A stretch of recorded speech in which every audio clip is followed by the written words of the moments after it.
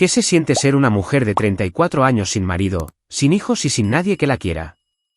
Eso fue lo que dijo mi padre, de pie con un vaso de bourbon en la mano, en medio de la cena de aniversario de nuestra familia. Las risas se extendieron por la mesa. Mis hermanos sonrieron con aire de suficiencia. Incluso mi madre desvió la mirada. No me inmuté. No lloré. Lo miré directamente a los ojos y dije, ¿qué se siente saber que esta fracasada dejará de pagar tu hipoteca, tu coche y tu factura del cable a partir de mañana? El silencio que siguió fue como si el mundo contuviera la respiración. Mi nombre es Malines Hayes. Tengo 34 años, soy directora financiera regional, y durante las últimas 2 décadas, he financiado discretamente a una familia que nunca me ha dado las gracias. Antes de contarles cómo terminé siendo dueña de la casa de la que mi padre presume, déjenme mostrarles cómo empezó todo. Dicen que las cenas familiares son sagradas. En nuestra casa, eran arte performático. Cada sonrisa estaba ensayada, cada cumplido codificado con expectativas y cada silencio era un arma cargada. Aquella noche, nos reunimos en la casa de estilo colonial de mi tía Marjorie en un suburbio de Columbus, Ohio. Un lugar donde los suelos de madera brillaban como una sala de exposición y el pollo asado olía como un anuncio. 20 personas se apretujaban alrededor de la mesa de comedor de caoba que había albergado 30 años de festividades, fiestas de bienvenida para bebés y civismo forzado. Hacía más de un año que no volvía, y las sillas, de alguna manera, parecían aún más pequeñas. O quizás era yo la que ya no se encogía. Mis padres se sentaban a la cabeza de la mesa, como siempre. Mi madre, Elaine, llevaba su habitual cardigan de color pastel y una media sonrisa ansiosa. Sus manos jugueteaban con las servilletas, con los tenedores, con su pulsera, cualquier cosa para distraerse del creciente mal humor de mi padre. Charles Hayes, contratista jubilado y patriarca a tiempo completo, agarraba su vaso de bourbon como si fuera un mazo.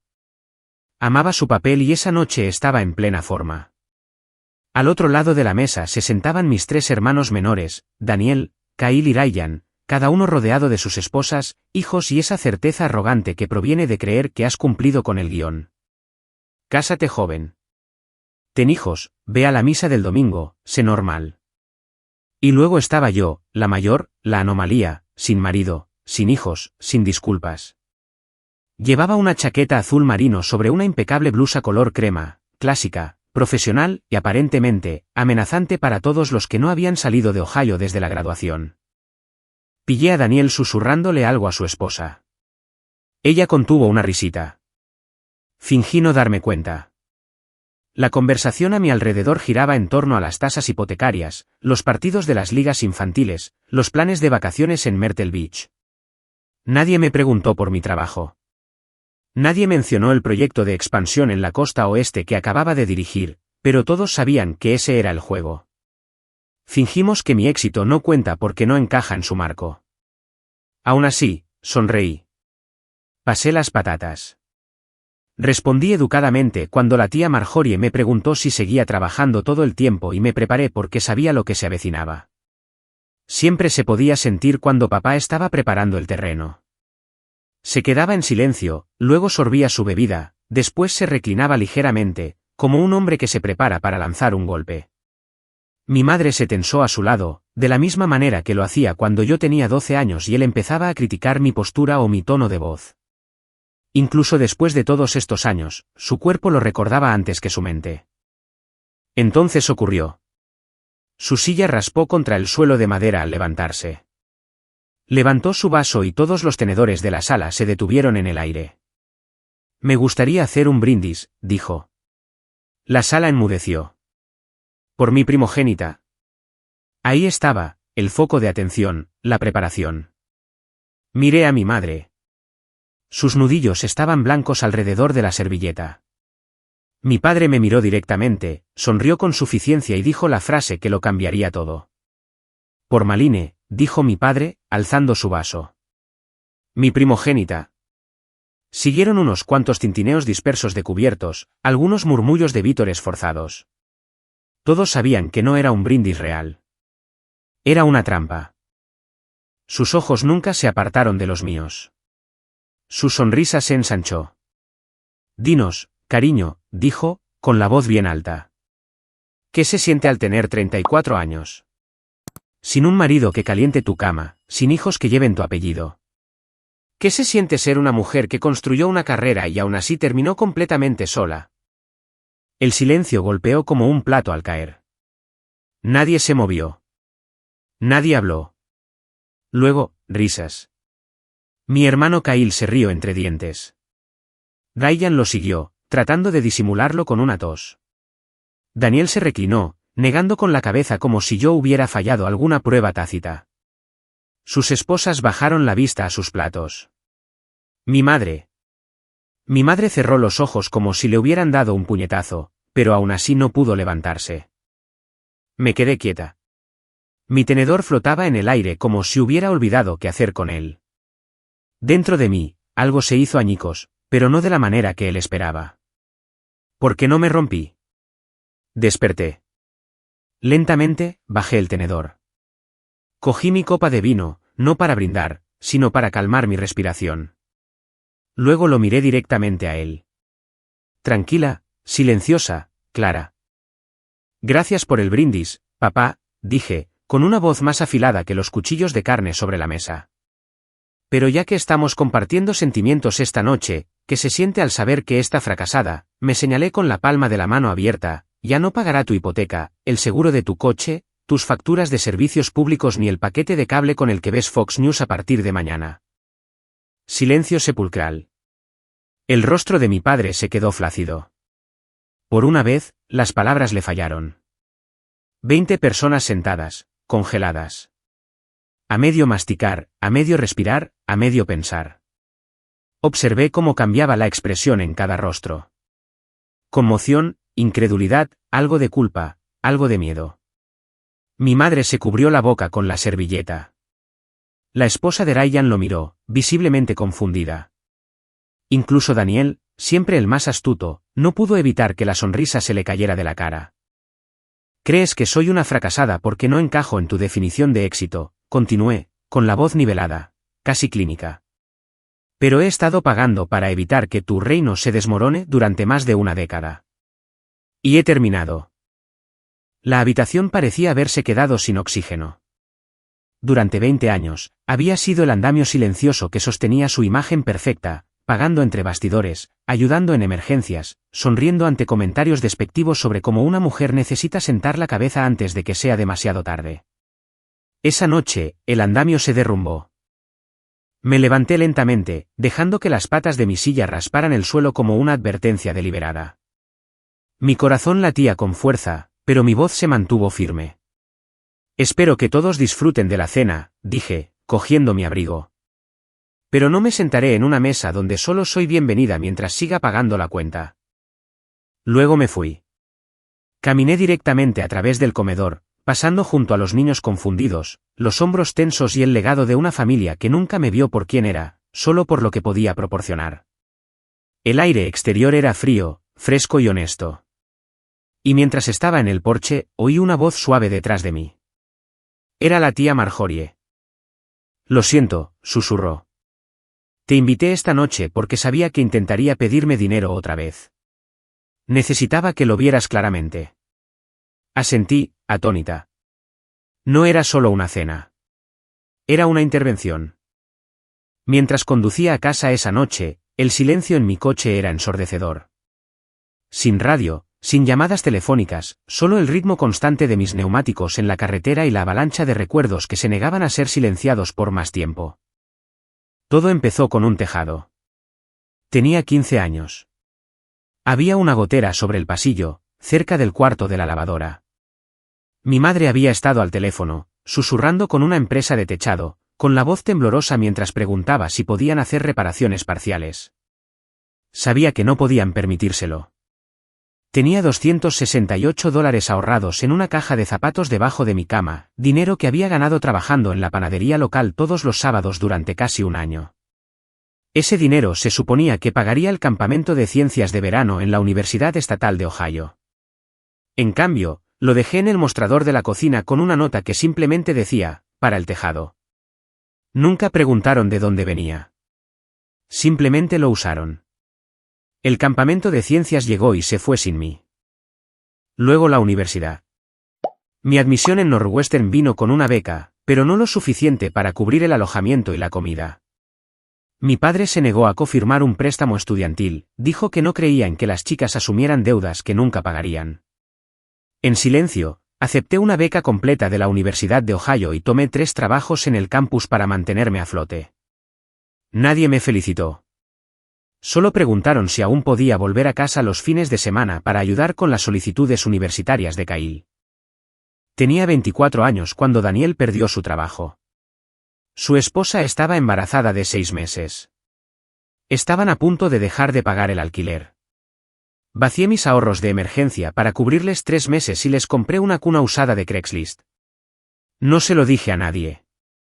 Publicaron una foto en Facebook agradeciendo la providencia de Dios. Dios no tuvo nada que ver. A los 27, mi padre necesitaba una camioneta nueva para sus trabajos secundarios de construcción. Su crédito estaba demasiado dañado para arrendar. ¿Adivinen qué nombre apareció en los papeles? ¿El mío? A los 29, a mi madre le diagnosticaron una afección cardíaca menor. No tenía cobertura completa para sus medicamentos. La inscribí en mi plan familiar patrocinado por el empleador. Ella nunca lo reconoció. Pero cuando una vez rechacé la cena del domingo porque estaba trabajando hasta tarde, les dijo a todos que yo era demasiado egoísta como para aparecer por la familia. Y a los 32, cuando la esposa de Kyle quiso llevar a los niños a Disney World pero no podía permitírselo, recibí una llamada que comenzó con: Maddie, siempre eres tan responsable. ¿Crees que podrías ayudarnos solo esta vez? Pagué 5 billetes de ida y vuelta, una suite de hotel y pases de 2 días para el parque. Nunca enviaron una nota de agradecimiento, pero publicaron historias diarias en Instagram y etiquetaron cada atracción, cada personaje, cada sonrisa. Vi esas historias desde el escritorio de mi oficina mientras comía sobras de un recipiente de plástico.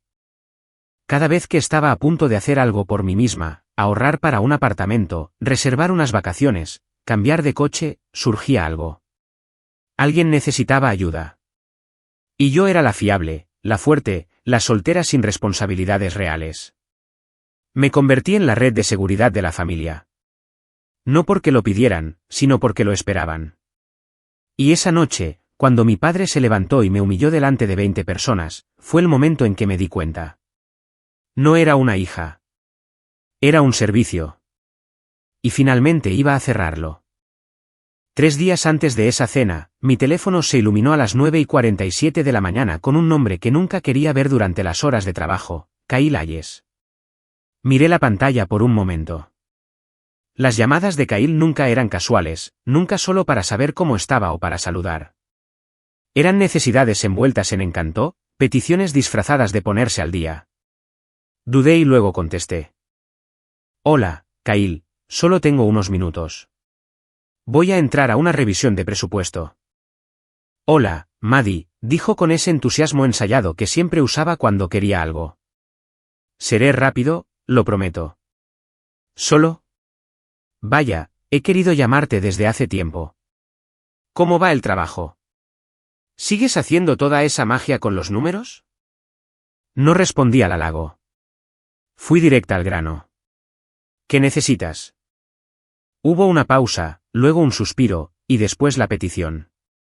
Bueno, ¿sabes ese negocio de cajas de suscripción que Kendra y yo empezamos, el de productos artesanales para mascotas?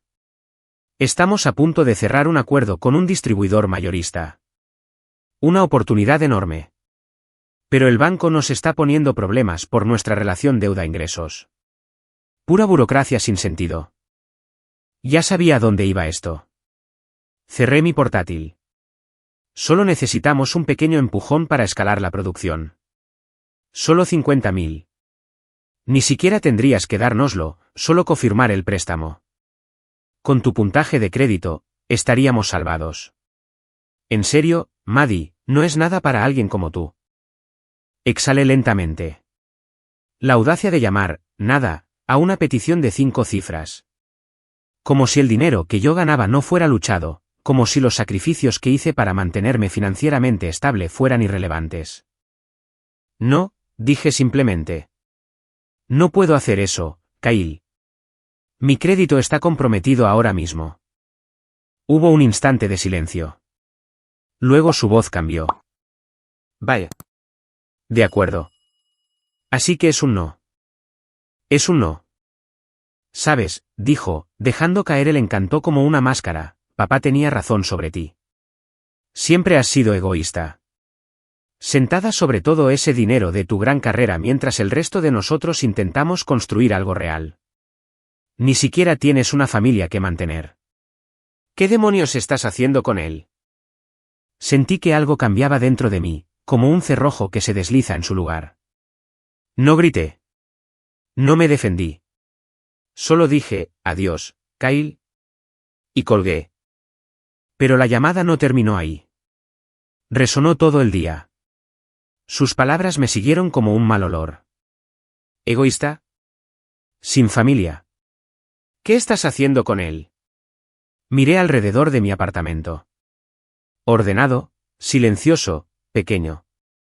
Miré mi calendario, reuniones consecutivas, plazos, llamadas de clientes. Miré la foto de mi madre y yo en mi escritorio, de cuando pagué sus facturas del hospital. Y me di cuenta de algo. Había entregado tanto de mí misma que apenas quedaba algo que sintiera como mío. No se trataba solo de dinero. Se trataba de identidad. Yo no era su hija, su hermana, su igual. Era su recurso. Esa llamada no solo me irritó. Me despertó. Despejó la niebla. Ya no se trataba de límites. Se trataba de supervivencia. Ese fue el momento en que supe que no iba a financiar otro sueño, cubrir otro error ni aceptar otro insulto.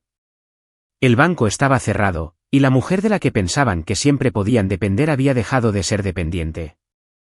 El silencio después de mis últimas palabras se extendió como una respiración contenida. No me moví. No levanté la voz. Simplemente miré fijamente a las personas que habían confundido mi generosidad con obligación, mi paciencia con pasividad, mi cuidado con moneda de cambio. Mi padre fue el primero en parpadear. Sus mejillas se enrojecieron de ira, no de vergüenza, sino de furia. Mocosa desagradecida, escupió, golpeando la mesa con la mano. Los vasos saltaron, los cubiertos resonaron. Después de todo lo que he hecho por ti, después de todos los años que puse comida en tu plato, un techo sobre tu cabeza, así es como me lo pagas, delante de la familia. Una risa amarga se me escapó antes de que pudiera detenerla. ¿A esto lo llamas agradecimiento?, dije, poniéndome de pie. Me criaste con culpa y silencio. Y cuando empecé a pagar tus facturas, ni siquiera te diste cuenta porque creías que era tu derecho. Su boca se abrió, pero no le dejé hablar. He cubierto tu hipoteca durante 8 años, papá.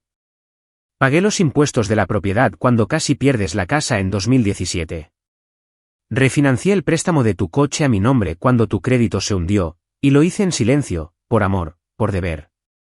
Pero ya no más. Me volví hacia mis hermanos, cuyos rostros estaban cambiando rápidamente de la conmoción a la defensa. Kyle, dije, me llamaste hace 3 días para confirmar un préstamo de 50.000 para una idea de negocio que involucraba golosinas para perros y lazos de purpurina. Cuando dije que no, me llamaste egoísta. ¿Esa es tu versión de la familia? Su boca se abrió, pero no dijo nada. Daniel, continué, ¿recuerdas cuando perdiste tu trabajo y cubrí tu alquiler durante 3 meses? Ryan, ¿esos billetes para Disney World por los que nunca me diste las gracias? Una vez le dijiste a la gente que fue un sorteo de un patrocinador. Esa patrocinadora era yo. Nadie habló. Solo los sollozos silenciosos y ahogados de mi madre llenaron el espacio. ¿Quieres hablar de falta de respeto?, dije, mirando de nuevo a mi padre. Me humillaste delante de todos esta noche, me llamaste fracasada. ¿Crees que tus palabras me hirieron? Me liberaron. Metí la mano en mi bolso y saqué una única llave plateada.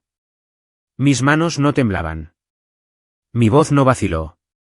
Esta es la llave de repuesto de tu casa, dije, colocándola suavemente en mi plato con un suave tintineo. La casa que he estado manteniendo a flote durante casi una década. Ahora puedes devolvérsela al banco. Jadeos. Jadeos reales alrededor de la mesa. Maline, finalmente logró decir mi madre. Por favor, no hagas esto. No aquí. La miré, y por primera vez en mi vida, hablé con una verdad inquebrantable. Mamá, ya está hecho. Solo que he tenido demasiado miedo para decirlo. Pero ya no tengo miedo. Recogí mi abrigo, me lo eché al hombro y miré alrededor de la mesa por última vez. No en busca de aprobación, no por culpa. Solo para verlos de verdad tal como eran. Personas que habían tomado, asumido, despreciado y olvidado. Y ahora lo recordarían. No soy vuestra red de seguridad. No soy vuestro saco de boxeo. Y no soy vuestra vergüenza. Con eso, me di la vuelta y caminé hacia la puerta. Cada paso fue una liberación, un desprendimiento, una revolución silenciosa. Y entonces, justo antes de salir a la noche, alguien me siguió. Una mano tocó mi codo. Me giré. Era la tía Marjorie, su rostro serio pero firme. Iba a pedirme dinero otra vez esta noche, susurró. Te invité porque sabía que algo tenía que romperse. Simplemente no sabía si serías tú o él. La miré, atónita, y ella me dedicó una sonrisa triste. Hiciste lo correcto, Maline. Finalmente cortaste el cordón. Los golpes en la puerta de mi apartamento llegaron justo después de las 9 de la mañana del sábado. No era un llamado, era una exigencia. Tomé un sorbo lento de café, dejando que la cerámica calentara mis palmas mientras caminaba tranquilamente hacia el intercomunicador. Mi corazón latía con firmeza, como si me hubiera entrenado para este momento sin darme cuenta. Abre esta maldita puerta, Maline. La voz tensa y enfadada de mi padre resonó a través del altavoz. Pulsé el botón. Sube. Deja que suceda, me dije a mí misma. Deja que todo se desarrolle aquí, en mi espacio, bajo mis términos. Me coloqué detrás de mi sofá, no para esconderme, sino para crear distancia. En el centro de mi mesa de café había una carpeta de manila, gruesa, pesada, esperando. La puerta volvió a vibrar. La abrí. Mi padre pasó a mi lado, la rabia irradiando de su cuerpo como vapor. Kyle lo seguía, pálido y nervioso, la arrogancia de la cena completamente desaparecida. Así que aquí es donde vive la princesa ahora, gruñó mi padre, girando sobre sus talones. ¿Crees que solo porque ganas un poco de dinero puedes faltarle el respeto a tu familia? ¿Avergonzarme? Tu madre está llorando. Cerré la puerta silenciosamente detrás de ellos. ¿Quieres hablar de respeto?, dije. Hablemos. Él dio un paso adelante, señalándome con el dedo. Vas a llamar a todas las compañías que cortaste, vas a reiniciar esos pagos. Vas a arreglar esto, Maline. No puedes hacer estas escenas y marcharte. No me moví. No parpadeé. Solo asentí hacia la mesa de café. Antes de que sigas gritando, papá, quizás deberías echar un vistazo a esa carpeta. Él miró hacia abajo, desconfiado. Kyle se acercó. ¿Qué es esto?, espetó mi padre. Ábrela, dije con calma. Con un resoplido, abrió la carpeta de golpe y se detuvo. Dentro había 3 documentos, legales, notarizados, impecables. El primero era un acuerdo de préstamo de un prestamista de alto riesgo con fecha de 2015. El capital, 198.000. El motivo, deudas de juego y una segunda hipoteca de emergencia tomada a espaldas de mi madre. El rostro de mi padre perdió todo el color. El segundo era un aviso de ejecución hipotecaria con fecha de 6 semanas después de ese préstamo. La casa que él llamaba suya, a punto de ser embargada. Un desastre evitado por mí. Y el tercero, un acuerdo legalmente vinculante que transfería la deuda a mi nombre, pagada con cada centavo que tenía en mis ahorros y un aplastante préstamo personal que había solicitado a los 25 años. La voz de Kyle se quebró. ¿Qué es esto? Nos dijiste que lo habías solucionado. Dijiste que era algún problema de contratista con el banco. La voz de mi padre también se quebró, pero esta vez no por gritar. Yo no quería que nadie lo supiera. Era temporal. Iba a arreglarlo. No, dije. No ibas a hacerlo. Ibas a perder la casa, y yo intervine discretamente. Me rogaste que no se lo dijera a nadie. Dijiste que arruinaría tu reputación. Juraste que era algo de una sola vez. Señalé la última página. Este documento dice lo contrario. Me volví hacia Kyle. Durante los últimos 10 años, he sido la titular del gravamen legal sobre esa propiedad.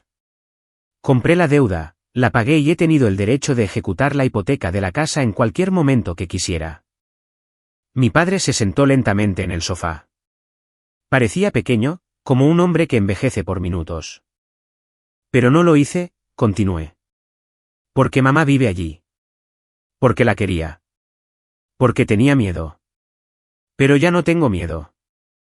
La boca de Kyle se abrió y se cerró de nuevo. Sus ojos iban y venían entre los papeles y yo, como si no pudiera creer lo que estaba viendo. Tú eres la propietaria, susurró finalmente. ¿Eres dueña de la casa? Asentí. Mi padre se cubrió el rostro con las manos. Te di todas las oportunidades para ser honesto, papá. Para tratarme como algo más que una billetera. En cambio, me humillaste, me usaste y le dijiste a la gente que no era nada. Así que esto es lo que va a pasar. Tomé aliento. El lunes, pondré la casa en venta. La hipoteca original se paga primero. Luego, el dinero que invertí más los intereses vuelve a mí. Lo que quede, podéis repartirlo entre tú, Daniel, Kyle y Ryan. No, jadeó mi padre, levantándose bruscamente. No puedes. Esa casa es de tu madre. Mamá tiene una opción, dije con firmeza. Siempre la ha tenido. Simplemente lo olvidó. Le ofreceré un lugar para vivir conmigo. Pero tú, tendrás que arreglártelas por tu cuenta. El silencio que siguió no fue de ira. Fue hueco. Derrotado. No disfruté del colapso. No me regodeé. Solo observé a un hombre tan ruidoso darse cuenta de que nunca fue el rey de nada. Solo era un hombre que había pedido prestado orgullo a crédito. Y yo finalmente había cobrado la deuda. Sabía que la parte más difícil no sería mi padre. Sería mi madre. Esa tarde, mientras el sol se ponía detrás de mi edificio de apartamentos, me senté junto a la ventana, con el teléfono boca abajo sobre la mesa. No había sabido nada de ella desde la cena, desde la detonación. Hasta que sonó. Mamá, dudé. Mi pecho se oprimió. Contesté. Malines, dijo, su voz delgada y entrecortada, como si hubiera estado llorando. Acaban de llegar a casa. Tu padre se fue directo al dormitorio y cerró la puerta de un portazo. Kyle no dijo ni una palabra. ¿Qué? ¿Qué le hiciste? La suposición en su voz todavía cortaba profundo, como si yo fuera la agresora, la disruptora, la que había comenzado esto. No le hice nada, mamá, dije tan suavemente como pude. Solo dije la verdad. La misma verdad que me has ayudado a proteger durante 10 años. Ella contuvo el aliento, en silencio, y luego se rompió. Oh, Maddie, susurró. No sabía que llegaría a esto. Voy a poner la casa en venta, dije claramente. Los papeles ya están en marcha. También estoy buscando un nuevo lugar, uno de 2 dormitorios. La segunda habitación es para ti. Su respiración se entrecortó. Sin condiciones, añadí. Sin ataduras, solo una elección. La tuya. Hubo una larga pausa. Luego, a través del silencio, no puedo, Malines. No puedo simplemente dejarlo. Ese es nuestro hogar. Ese es tu padre. No tiene a nadie. No, mamá, dije, con la voz densa. Él se aseguró de que nadie se quedara. No solo me abandonó a mí. Te abandonó a ti. Simplemente te obligó a quedarte. Ella no discutió. No te pido que lo odies, continué. Te pido que te elijas a ti misma por una vez. Que dejes de sobrevivir y empieces a vivir. Tengo que pensar, dijo suavemente. Tengo que hablar con él. Sabía lo que eso significaba. Iba a intentar arreglarlo de nuevo. De acuerdo, dije. La oferta sigue en pie. Colgué suavemente y me senté en ese silencio pesado, el familiar. El que te prepara para la decepción de las personas que más amas. No llamó al día siguiente, ni al siguiente. Empecé a buscar apartamentos de un dormitorio. Me dije a mí misma que estaba bien con que se quedara, que nunca se iría, que podía vivir con eso. Hasta el lunes por la noche. Llamó de nuevo. Su voz no era la misma. Era fría, firme, quebradiza, como porcelana. Hablé con él, dijo. Le dije lo que dijiste. Que necesitaba disculparse, admitir lo que hizo. Que lo estábamos perdiendo todo. No dije nada. Solo esperé. Se volvió contra mí, continuó, con la voz temblorosa. Dijo que todo era mi culpa. Que había criado a una hija egoísta e irrespetuosa. Que te había envenenado con blandura. Apreté la mandíbula. Dijo que si yo hubiera sido más fuerte, él no habría tenido que mentir. No habría perdido la casa. No habría fracasado. Sus palabras se quebraron y luego se estabilizaron de nuevo. No queda nada que arreglar, ¿verdad? Exhalé, en silencio y llena de pena. No, mamá, dije suavemente. No lo ha habido desde hace mucho tiempo. Otra pausa. Luego, ¿cuándo podemos empezar a mirar apartamentos? Cerré los ojos, dejé que las lágrimas vinieran, pero no de tristeza, sino de alivio. Mañana, dije, podemos empezar mañana. Por primera vez en mi vida, mi madre me había elegido a mí. No, se había elegido a sí misma. 8 meses después, estaba de pie en el balcón de nuestro nuevo apartamento, 17 pisos por encima de una ciudad que finalmente sentía como mía. El aire era fresco y limpio. El otoño había pintado el horizonte de oro y carmesí. Por primera vez en mi vida adulta, respiraba mi propio aire. Detrás de mí, el débil sonido de un tarareo llegaba desde la cocina. Era mi madre. Tarareaba cuando estaba tranquila, cuando sus manos estaban ocupadas. No había oído ese sonido desde que era una niña. El apartamento no era extravagante, solo 2 dormitorios, mucha luz solar y estanterías llenas de piezas de cerámica imperfectas que ella había comenzado a hacer en su nueva clase. Cada cuenco desigual, cada taza deforme, una silenciosa declaración de libertad. No hablábamos mucho del pasado, no porque lo evitáramos, sino porque no lo necesitábamos. Ambas habíamos sobrevivido a algo, y ahora estábamos aprendiendo a vivir. Algunas mañanas cocinábamos juntas en silencio. Algunas tardes ella leía en el balcón mientras yo trabajaba.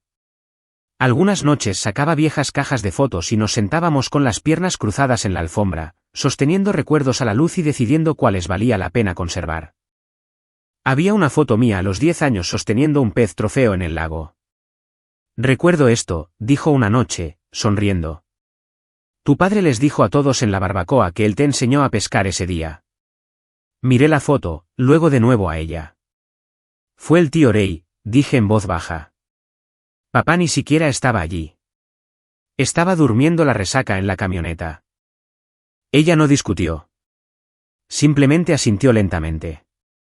Sí, lo estaba. Fue un momento pequeño, pero significó todo.